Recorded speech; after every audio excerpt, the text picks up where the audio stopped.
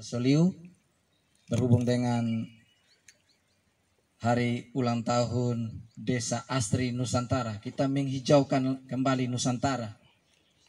Jadi program ini sangat bagus, perlu kita dukung. Itu tidak boleh ditebas. Ya. Nah sekarang mulai Pak Leba sudah pensiun, sudah mulai sembara.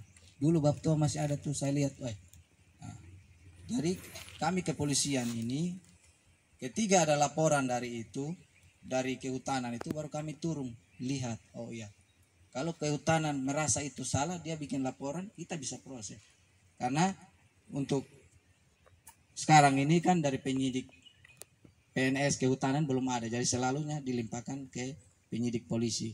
Jadi perlu saya ingatkan dan perlu kita doakan mudah-mudahan ke depan ada KRPH lagi di wilayah kita. Itu saya sudah sampaikan di Bapak Okto.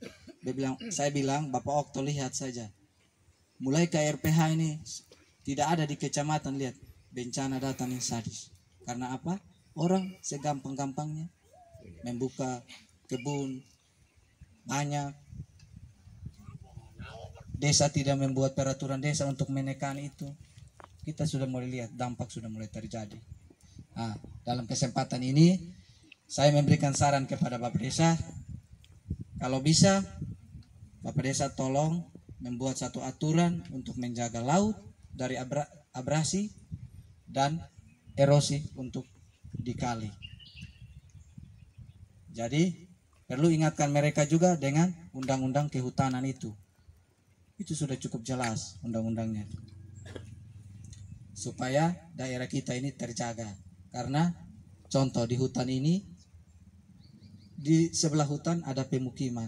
Dulu Belanda tetapkan ini sebagai kawasan hutan untuk menjaga wilayah pemukiman.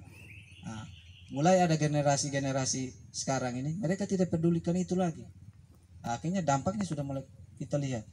SMP dan SMK sudah aman. Nah, kemarin lagi waktu SMK buka lagi ini lahan ini sekolah, lihat penebangan itu sampai sekarang mulai ada dampak. Jadi mumpung waktu belum terlambat, marilah kita sama-sama dengan program yang ini untuk ke depan kita bisa melihat wilayah-wilayah kita mana yang sudah terdampak, kita mulai atasi. Contoh di SMP dan SMK. Terus lagi di Lolok ini.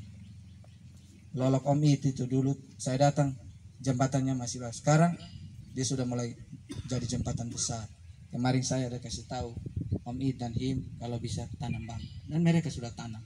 Nah, karena saya bilang serat bambu itu kuat. Terus lagi juga kita bisa mengingatkan basudara juga yang ada di Naus dan Tabun untuk bisa melakukan penanaman itu, karena saya lihat di sana juga lolok-loloknya mulai lebar.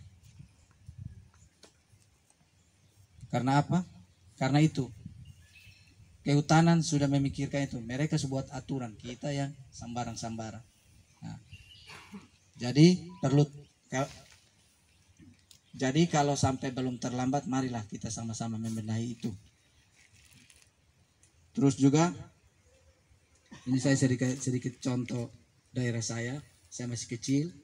Itu kami yang tadi Bapak Pendeta omong itu seperti di Pura.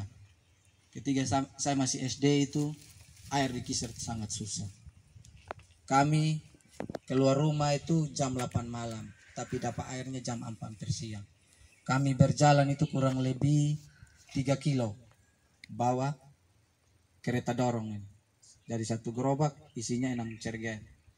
Kami pulang itu jam 5 siang. Sampai sekolah itu nanti hanya tidur sah. Susahnya kami di sana.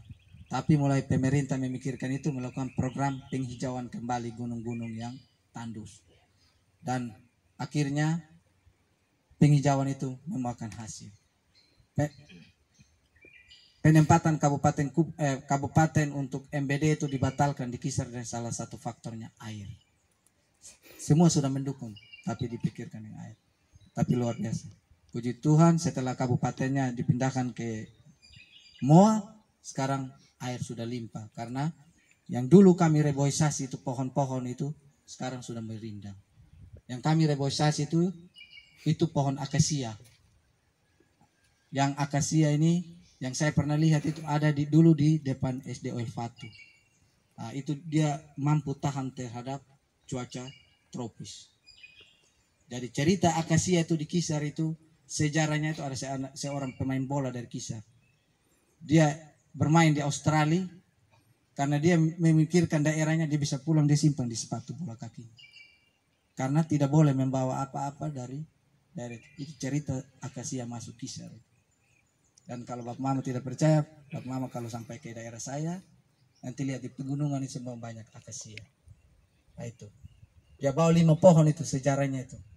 Dia pulang, dia tanam. Akhirnya kita masih SD, kita ambil anakannya, kita bagikan lagi di gunung-gunung. Jadi ke depan kalau bisa, kita bersama pihak sekolah untuk melihat mana-mana yang perlu kita atasi Bapak Desa, supaya alam dan daerah kita bisa terjaga dengan baik lewat program ini.